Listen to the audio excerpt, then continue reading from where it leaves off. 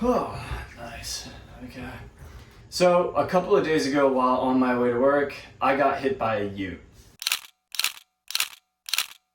In this video, I'm going to give you an overview of what my experience has been getting hospitalized here in Australia as a foreigner, and I'll give you a rundown on all the different things I wish I had prepared for while going abroad for an accident like this. But first, I'll give you a brief rundown on my injury itself. So yeah, as far as I know, I have a fracture on my kneecap and then some damage to the ligaments on the back of my knee as well. So my MCL and my ACL. When the car hit me, I got pushed by his bull bar into my bike, and basically the back of my leg pressed into my bike gears, and I have two pretty deep punctures back there. While at the hospital, I had a surgery on the back of my knee just to basically clean everything out and stitch it back together. They're letting me sit for a week, and it's to be determined if I'll need any more reconstruction surgery on the ligaments themselves. So yeah, luckily for me with this injury, I am fairly mobile. My right leg is pretty much immobilized at the moment. Hopefully that improves in the next few weeks. I can pretty much get through most day-to-day tasks without needing any sort of additional help. It's gonna be my first solo attempt on the shower. Got my plastic baggie ready to go. Yeah, if you hear me grunting, I've been trying to wean myself off the pain meds, so feeling kind of haggard at the moment. So,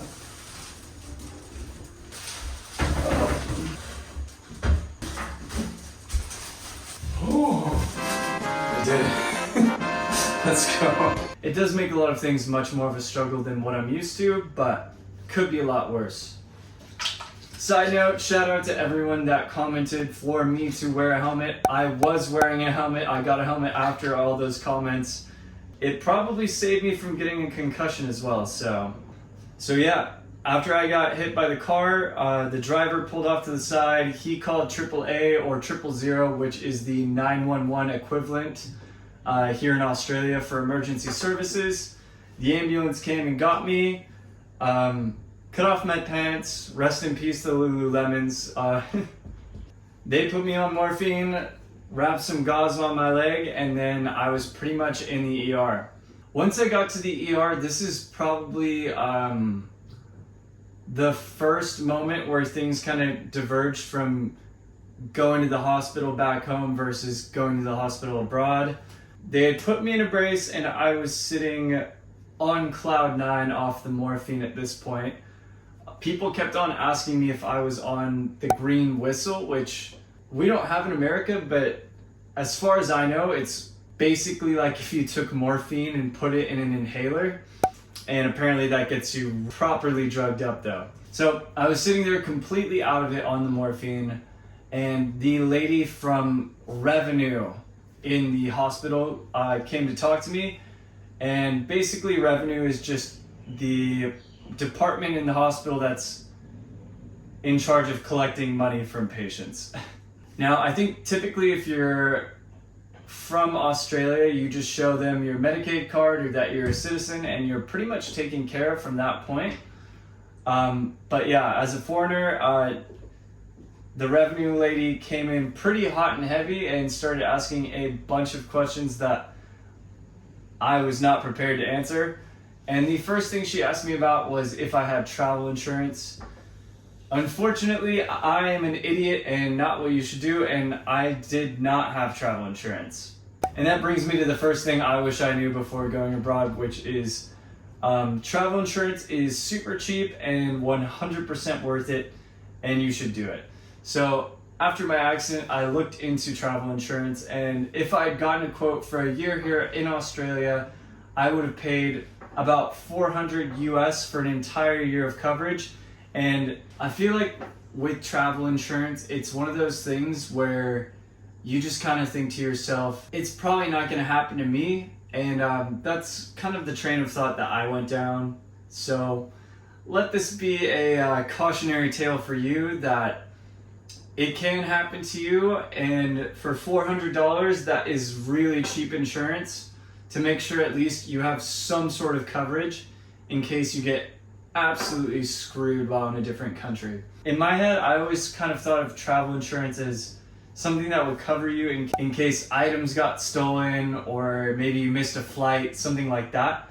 And it does cover for that, but it also covers for medical. And this is huge, is a lot of medical plans that you have back home will not cover you while abroad.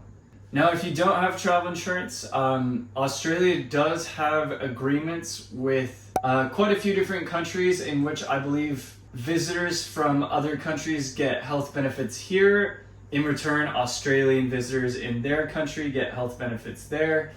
I know that the UK does it, Italy does it as well.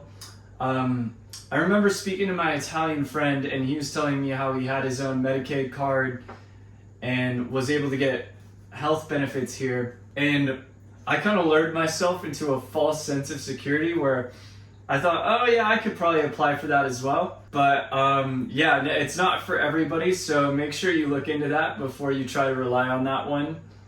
So I'm sitting there freaking out, thinking about how I'm going to be able to pay this hospital bill. But as the revenue lady taketh, she also giveth. So she started giving me other options that I might be able to cover my costs with, and she brought up workers' comp and making a workers' comp claim. Because I was on my way specifically to go to work, I actually ended up being able to get covered by a workers' comp claim. And a big tip for you if you are trying to get covered by workers' comp is, as soon as you decide on trying to go for a claim, make sure that you get a claim certificate signed by one of the doctors that's treating you in the ER or in the hospital, and then send that to your manager or employer as soon as you get that. This is for two reasons. One, if you let workers' comp claims go past a certain point, you can no longer file them. And two, as soon as you get the workers' comp people from your employer on board, they're going to advise you on anything that might need to get worked out while you're in the hospital with your claim certificate. So in my case, the doctor had waived me off for 5 or 6 days, but that obviously changed pretty quickly, and it ended up looking more like I would need to be kept from going back to work for at least a month. So I had to have a doctor redo my workers' comp claim certificate, and I wouldn't have caught that if the agency with my employer hadn't told me to get that sorted out. And there's no way with all the drugs that were in my system I would have noticed that unless the agency that my employer used for workers' comp hadn't pointed it out to me specifically and told me to get it fixed by a doctor. The third option you might have if you don't have travel insurance and you are injured in an accident like mine is you can go through CTP or compulsory third-party insurance, and this is something that every Australian vehicle gets when they're registered, and it's basically just mandatory insurance for any time pedestrians or third parties get injured in accidents like these. A big caveat to this is you will be compensated depending on who's at fault. So even as a cyclist, you can still be at fault for the crash itself, and in that case, you wouldn't be covered by that insurance. So in total, I spent 3 nights and 4 days in the hospital. This would have been really rough if I didn't have someone to pick up stuff from my house, someone to just check in on me in general. Thankfully, my friend Brett from work was really there for me in a pinch. Shout out to him. Yeah, he was there with me in the ER, and he was there to drive me home from the hospital as well. But if you are going abroad, especially if you know where you're going to be for over a month, I would suggest finding someone that's local with an Australian number or a number in wherever the country is that you're at, and just asking them if they can be your emergency contact in case anything comes up, and asking them if they would be able to pick you up from the hospital in case of an accident like this. For me, I wasn't knocked out when I actually got hit by the ute. Easily it could have gone a different way. I could have been unconscious and then no one would have known what happened to me for at least until I woke up, which could have been a day or two. Definitely make sure to have some sort of emergency contact laid out. I didn't have that and I just got really lucky, but looking back on it, that is something I definitely wish I would have done. And I feel like this is fairly easy to forget about, especially if it's your first time living abroad as well.